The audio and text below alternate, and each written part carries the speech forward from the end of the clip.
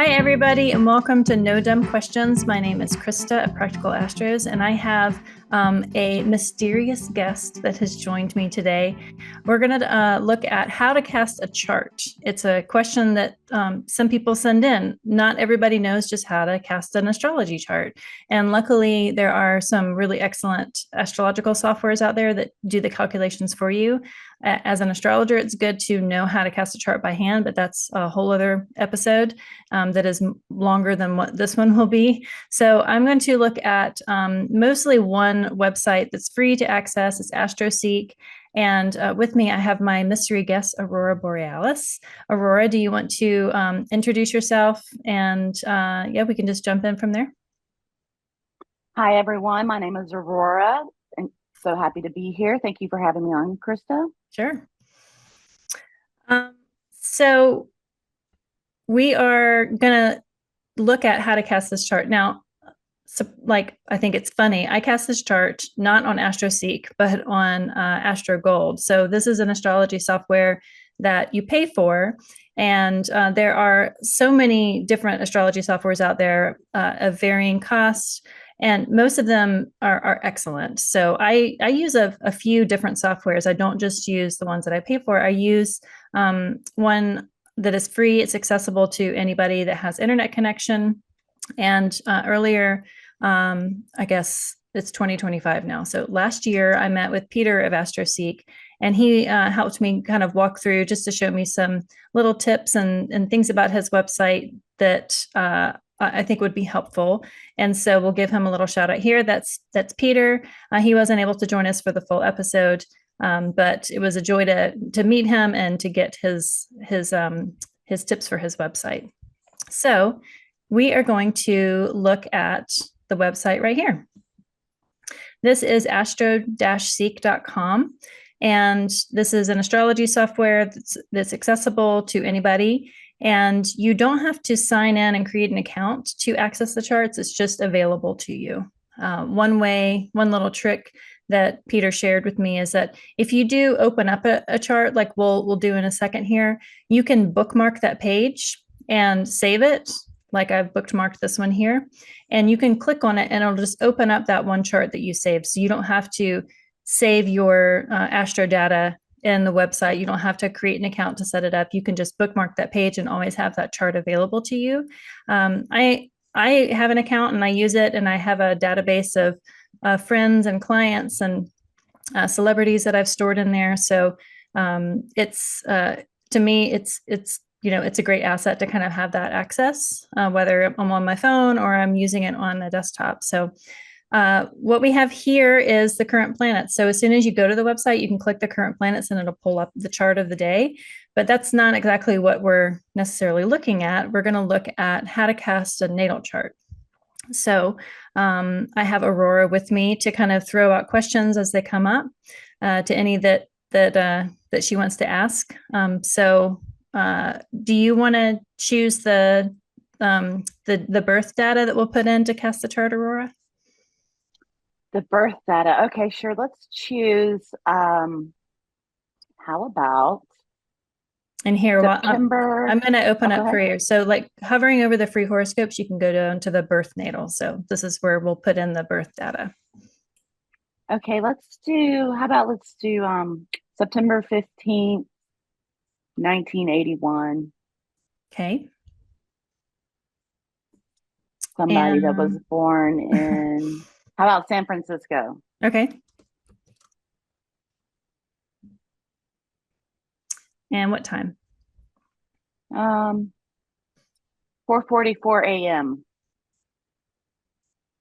We drove through San Francisco many times, but the last time we did, while we were in the car, my son decided he was stuck on a loop and he kept going, San Francisco. And he did it for like 45 minutes straight. And now whenever I hear San Francisco in my head in the back, it's like echoing. It's like San Francisco. Just the little things that imprint. All right. So we are going to enter in this person who was born on the Ides of September in 1981. I think it's the year of the rooster. And what do we have here? This is what we have. So we have a person who is Leo rising and the sun down here and in Virgo. Now, a way to the eye practice astrology is I use whole sign houses.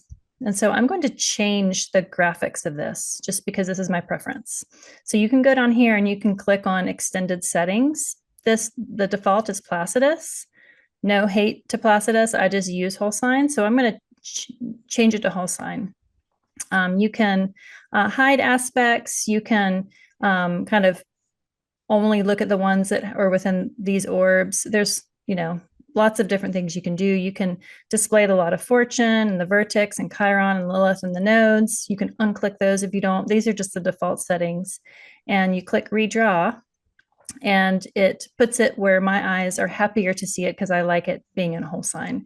But again, there's so many ways that you can just make the chart be expressed the way that you prefer to look at it. I tend to not have the aspect lines in it, but I'm just going to leave that in there for the sake of the video. So we have a Leo rising with Mars and Leo and the sun down here in the second house. But one question prior to recording that Aurora had thrown out there was, okay, well, I know how to cast a birth chart. Like we just did that. This is the birth chart right here of somebody, some imaginary person. Maybe their name is Meteor Shower.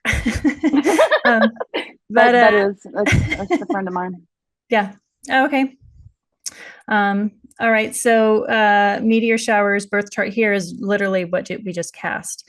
Now, if you want to layer the transits of today onto Meteor Shower's birth chart, you just click transit chart.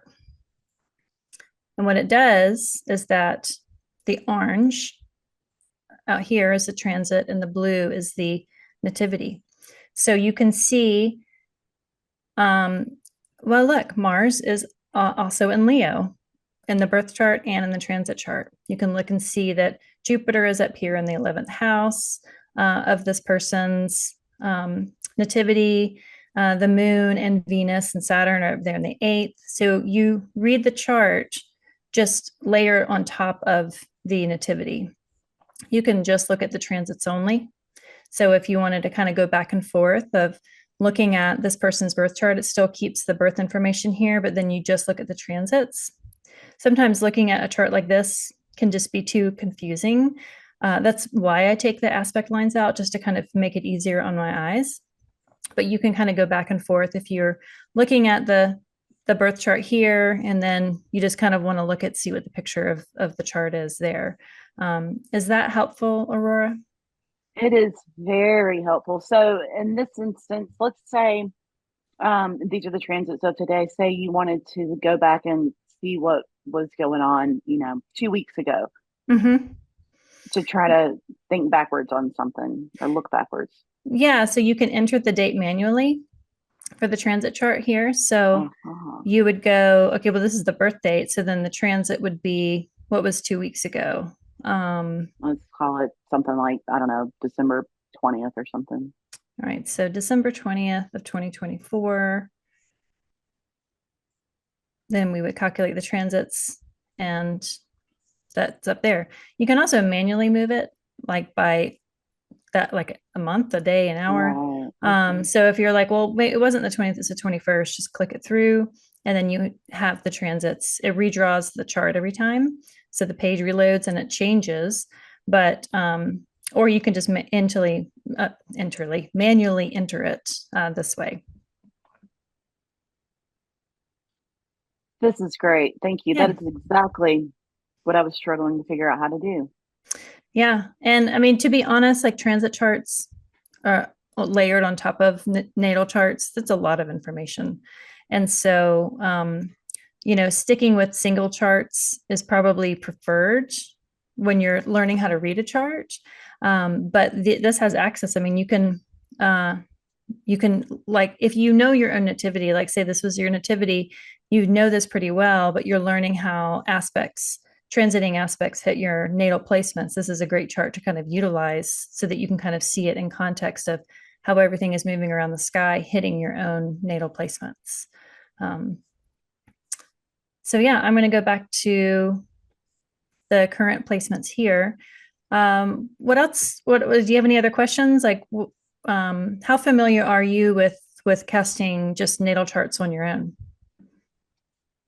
I would say pretty familiar just because on my own without software, without a website, No. probably not at all. No, not at all. But using AstroSeekAstro.com, all those things, yeah, sure. I mean, it's just plugging in birth time and date Yeah. as far Yeah. as I know. Yeah. Yeah. It's pretty simple. One that I think is helpful to people when you're just getting into astrology is looking at the calendars that are on Peter's page. You can look at it just as an overview. It kind of gives you like the breakdown of all the things that are happening. But then you can look at the chart, like the sun conjoins Pluto on January 21st. And so you can look at that exact moment that's already been calculated to see kind of where everything is.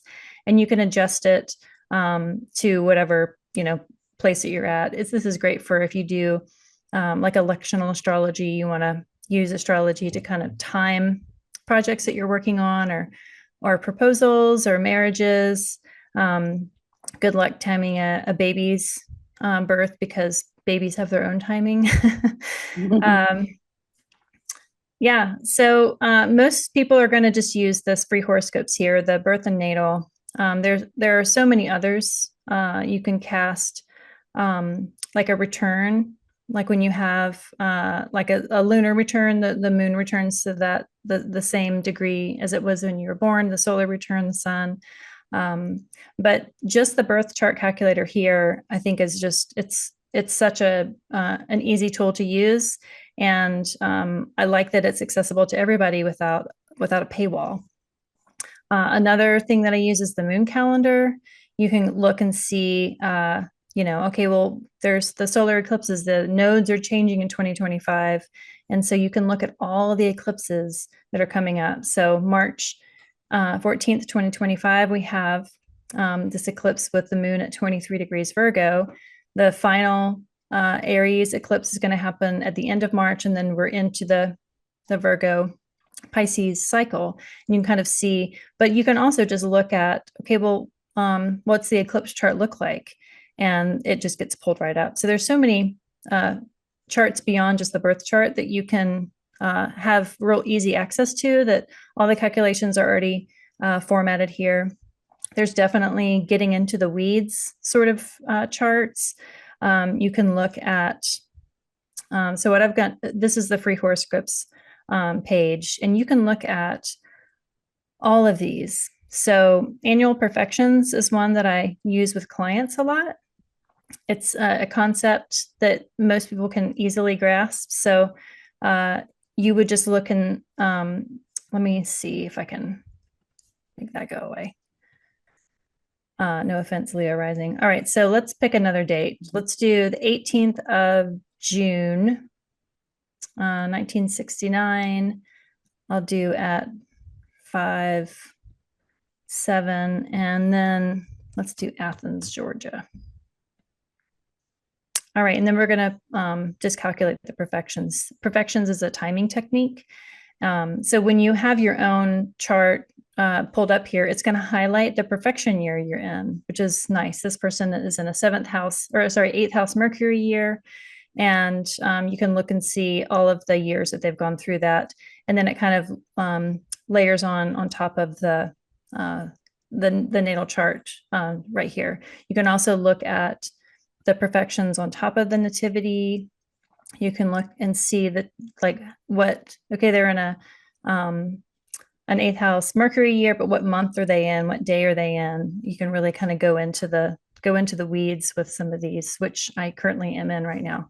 All right. So do you have any more questions, Aurora? What would you like to know about just in casting astrology or about astrology in general? Well, I want to know everything about astrology, but I don't think we have that much time. No. That was my exact question, was how to layer those on top of each other. Like, look at it, your natal chart with what's happening today. That's something I can figure out how to make work. And now I even know more. Yeah, there you go. All right. Well, if there's nothing else, then we can wrap it up. Thanks so much for joining me. And yeah, we'll call it a day. Okay, awesome. Thank you so much for teaching me all that. Sure.